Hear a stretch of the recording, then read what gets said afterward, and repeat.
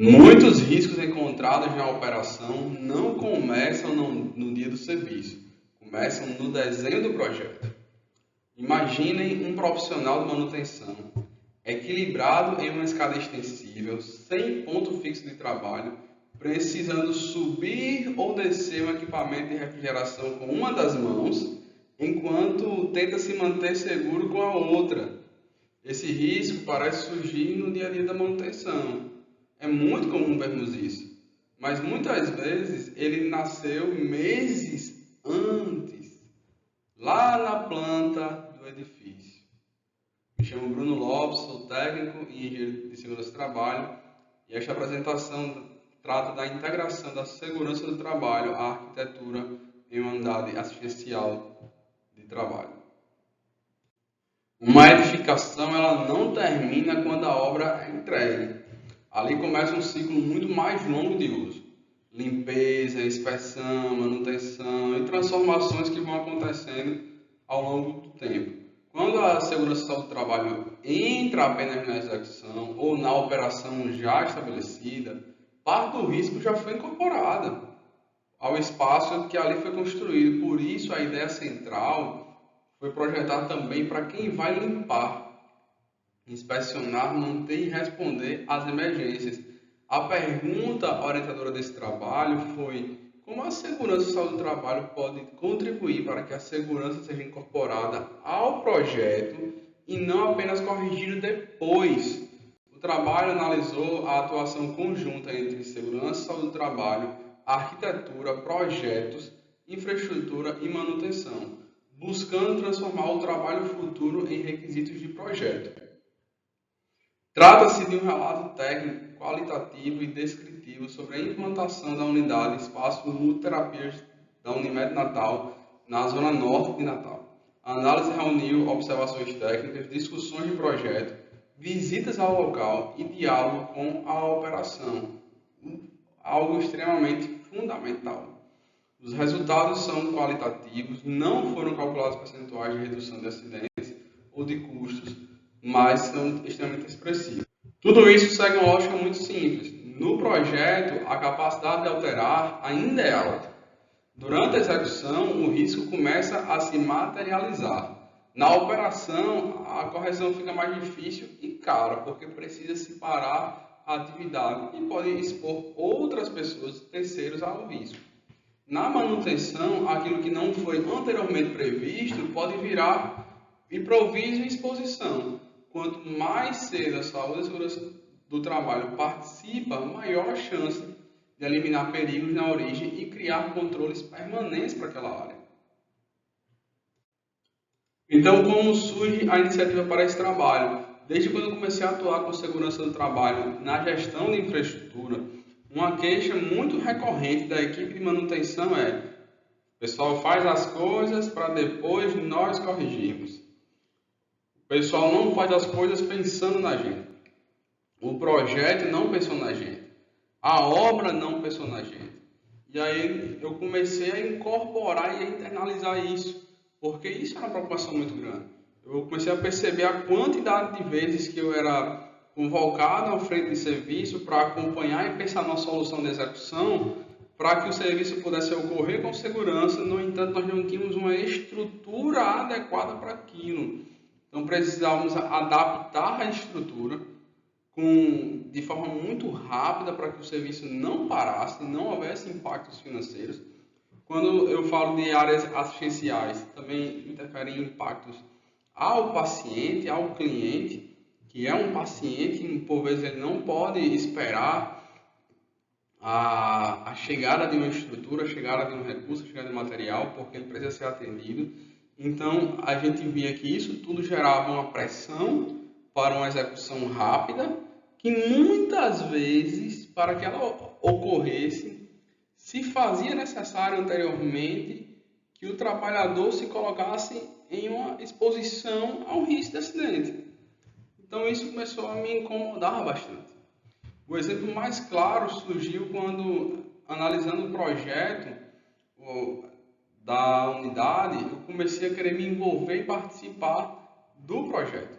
Por quê? Porque eu já estava dentro do setor de infraestrutura no qual um dos nossos braços era o projeto. Então, se eu tenho a queixa, se eu tenho a ciência, por que não resolver antes? Então, a partir da análise do projeto da unidade em questão, a gente começou a ver os acessos aos equipamentos de refrigeração e aos circuitos elétricos. Então, eu fiz uma pergunta muito direta à equipe de projetos. Como será realizada a manutenção desses equipamentos? A resposta inicial foi que seria utilizada uma escada extensível. Ele coloca uma escada e sobe. Então, veio a segunda pergunta minha. Quando o equipamento precisar ser substituído, como ele será retirado? E como o novo será colocado naquele ponto? E aí houve um silêncio. E esse silêncio foi importante porque tornou visível um trabalho que ainda não havia sido realmente projetado. Não se havia pensado sobre isso.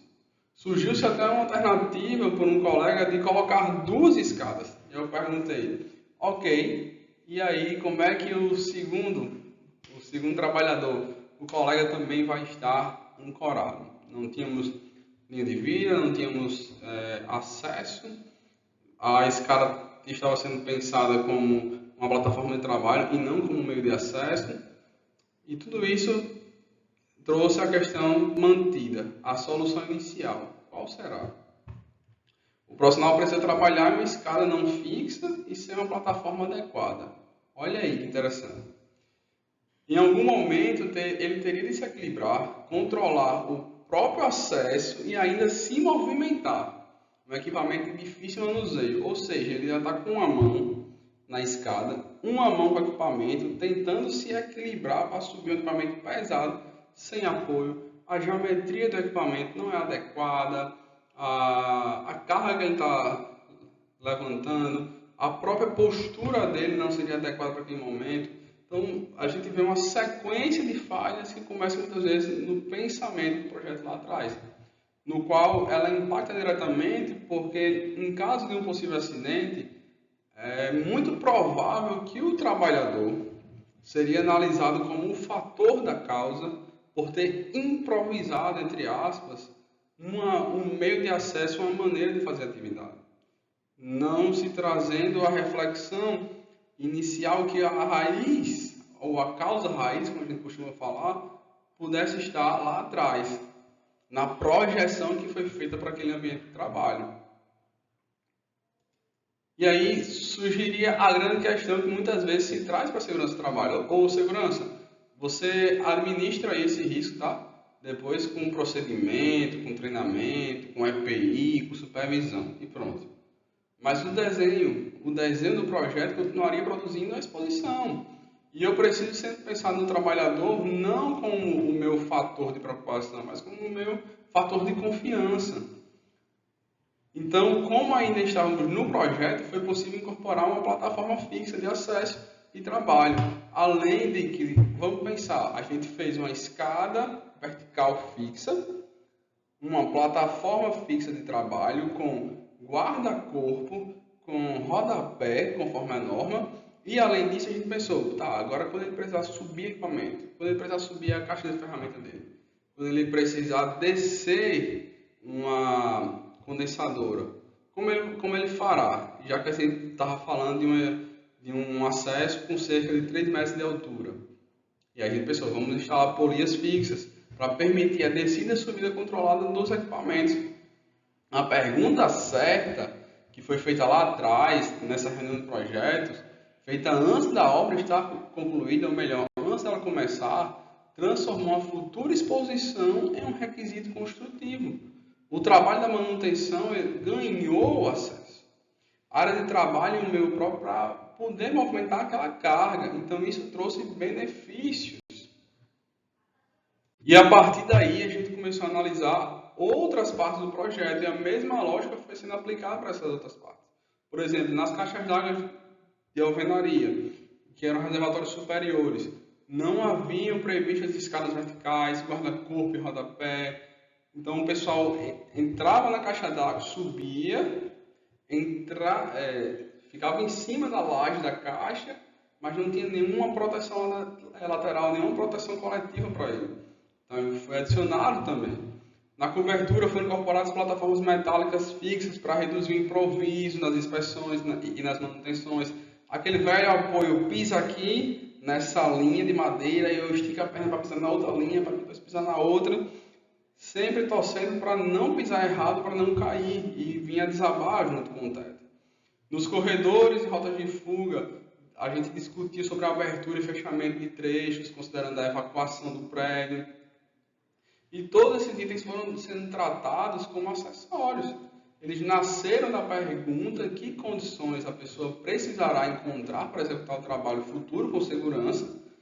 E quando a resposta entrou no projeto, o controle deixou de depender apenas da memória do trabalhador. Até porque algo que eu falava muito para o pessoal é, olha, todo mundo aqui vai passar um momento. Então a gente tem trabalhadores aqui que estão aqui há 10, 20, 15 anos e por aí vai. E ele conhece bem aquela estrutura, mas não digo chegar um novato que não conhece.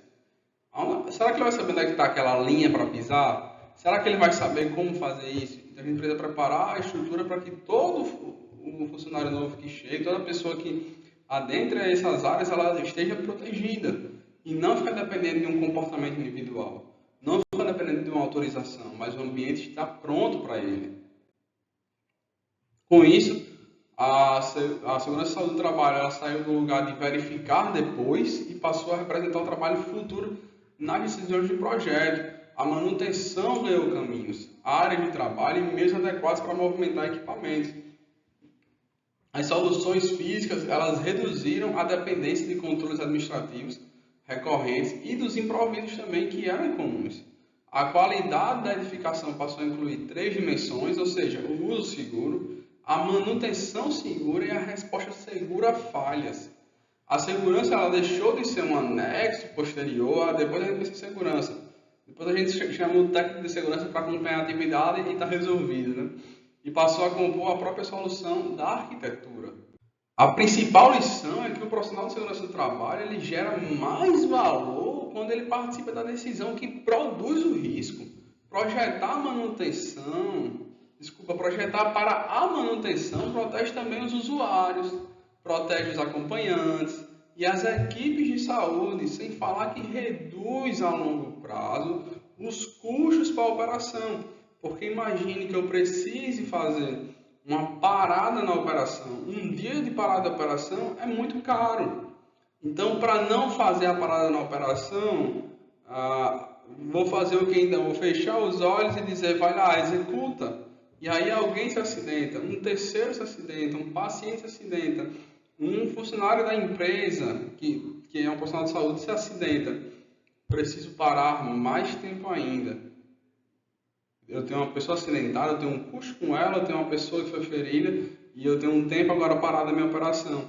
E isso a longo prazo vai escalonando. Então, pensar, incluir o profissional de segurança do trabalho dentro da concepção, ele traz resultados muito significativos, cada vez maiores e reais para o futuro da organização. Se o trabalhador do futuro não precisar improvisar, é porque alguém fez a pergunta certa ainda no projeto. Com isso, concluímos que a prevenção ela é mais efetiva quando participa da concepção da edificação, antes de o risco se materializar. A contribuição da segurança e saúde do trabalho ela representa o trabalho futuro. Construir, usar, limpar, inspecionar, manter, responder às falhas e transformar o espaço. Voltemos lá para a imagem inicial. Se no futuro o trabalhador não precisasse equilibrar uma escada enquanto movimenta o equipamento, a prevenção terá acontecido antes mesmo dele chegar ao local. Interessante, porque infelizmente a gente tem um ditado que diz que quem é visto é lembrado. E se aquele profissional ele não for visto na frente de serviço, acompanhando a atividade, talvez ele não seja lembrado, mas ele trabalhou lá atrás com prevenção e antecipação. E a chegada dessa plataforma, das polias, do espaço deixado para o serviço, transformou tudo ali. Por isso, segurança do trabalho não é uma camada aplicada depois que o prédio está pronto. Segurança também é qualidade de projeto. E a gente precisa pensar nisso. Muito obrigado. Seguem as nossas referências